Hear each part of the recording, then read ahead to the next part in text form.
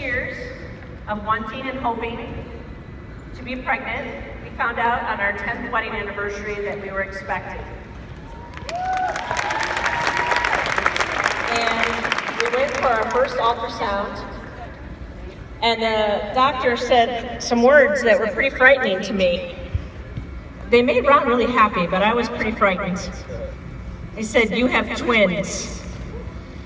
Whew, I thought that was pretty efficient.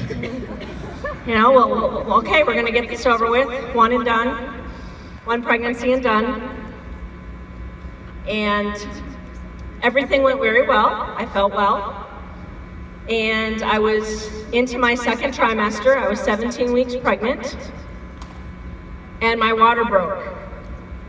For those of you who watch ER or any of the Grey's Anatomy, you know when someone's water breaks, that you go into labor. And when you're 17 weeks pregnant with twins, that usually results in a miscarriage of both children. We were told that I would go into labor within 24 to 48 hours.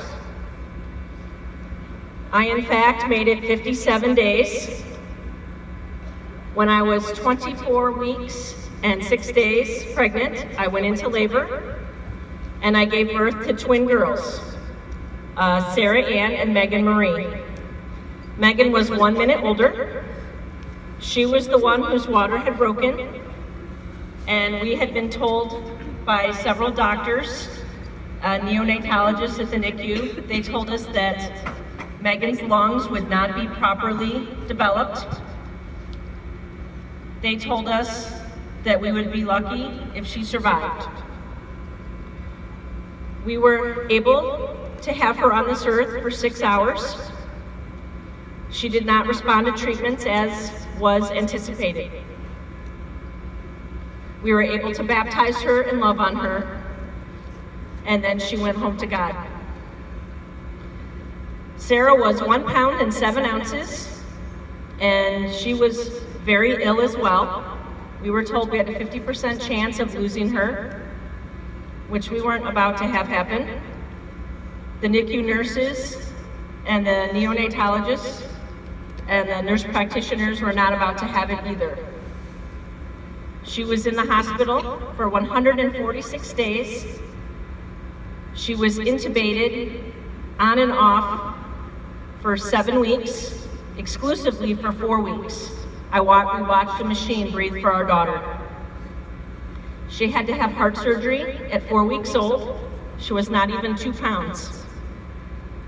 She had 3 infections. One was life-threatening when she was 6 weeks old. We were able to bring her home. She was born January 11th, and we were able to bring her home on June 5th of 2008. We started physical therapy and occupational therapy when she was 15 months old because of developmental delays. She began walking at 2. She began speaking at 3. And sometimes she doesn't ever shut up. Other times, when she's around certain people, she's very shy. But now we have all the normal things. We worry about fractions and math. She does not like math. She will tell everybody that. But we are very blessed that she does have asthma. A lot of people have asthma. It's very well controlled. And she is a very healthy child. Wow. Usually I can come up here and this is a piece of cake. I can throw this off and tell you guys a story. This year's really tough. Really emotional, really hard. I want you guys to think about one thing, and it's a very odd thing to think about. Think about time. How do you measure time? Minutes, hours, semesters? How do you measure it? When you have a child that's fighting for their life in the NICU, you measure it minute by minute, because at any given minute, you don't know what's going to happen.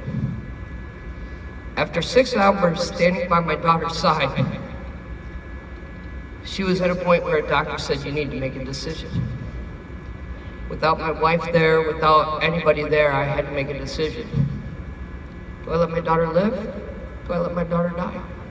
What do I do? She's too sick to survive. If she does survive, her quality of life is going to be very, very poor. But here, Ron, you make the decision. So, it was my time. Didn't want it. But I knew the right decision to make, and I told that doctor, that's it. That's it, let her go. She spent her time here, she did what she wanted to do, now she has to go. So time is a precious thing. Time means so much to so many. The time you guys give tonight means so much to so many families. The time that you put into this, the time that you take with Sarah, just playing with her, it's amazing, and you have no idea the impact that you make to so many people. So speaking of time, I'm standing here with another decision. And it's with a very heavy heart that we tell you that this is going to be our retirement speech. We're still going to support RockeTHON. We're still going to come every year. We still want to be with all of you guys. But this is going to be our last speech.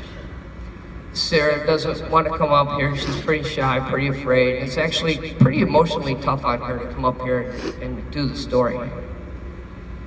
So, it's really hard to tell you guys, I don't want to say goodbye, because you guys have become a part of our family. Whether you know it, whether you believe it, you guys are a part of our family. Chris, Chelsea, Brittany, I mean, you guys are all part of our family. They come to our home, they spend time with us, they play with us. You guys aren't friends, you guys are family. And what is time? Time is family, time is friends, time is spending together. Doesn't matter what you're doing. Think about these years in college. In 10 years, where'd it go? Time, it's precious. So our time here is up. But we want to tell you that you guys have been a huge part of our lives. We have a beautiful daughter to thank all of you for. We have so much to thank all of you for that words could never express. So for all of you, thank you, and we loved spending our time with you.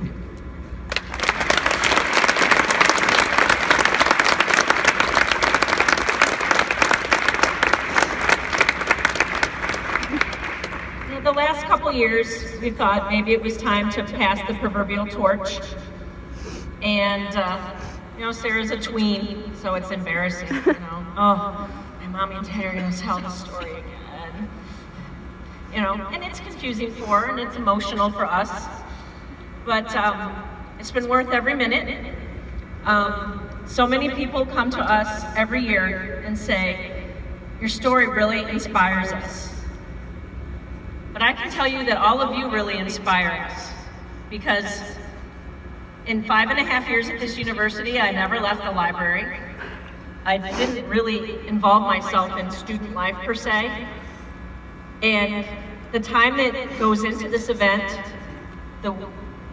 I can't fathom. You guys are amazing. And we agreed to kind of tell an abbreviated story tonight. But I can tell you that Sarah stayed in an isolette for 7 or 8 weeks that cost $40,000. And that was provided to St. Bede's NICU by CMN.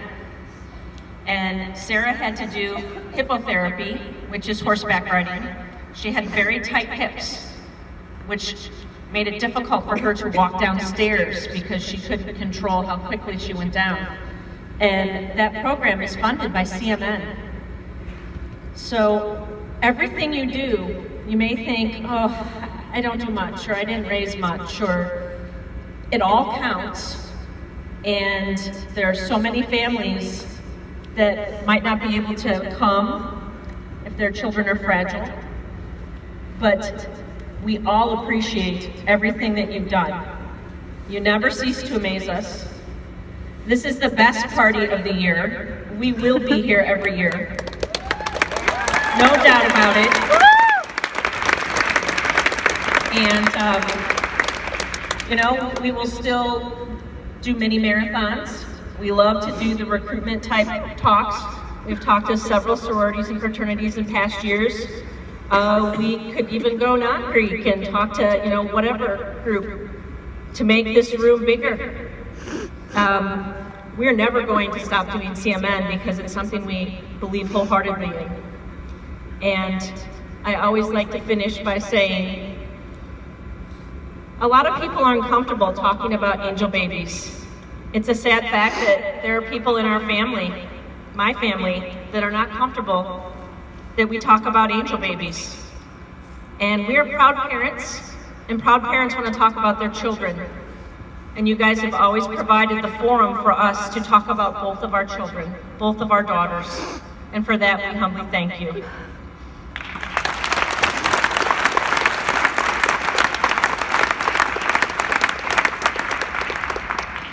So I've got one request, just one simple thing that I want to ask of everybody. We're going to come down off the stage and come up front, and the very last thing that we want, as far as our last speech, is a group hug. Just a huge group hug from everybody. I just want one big, huge group hug.